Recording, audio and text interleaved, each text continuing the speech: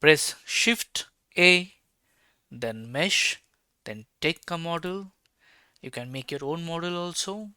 Then press Shift A again, go to Curve, then take a circle, then increase the radius of it according to your choice.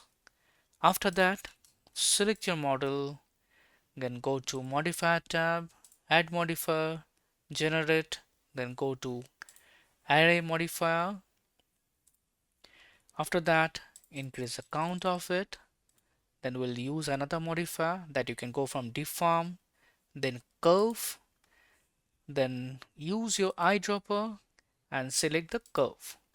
After that, just increase the count of it according to your choice, and we are done with it. If you want, you can use a factor key to adjust the gaps of these models. Thanks for watching. See you in the next video.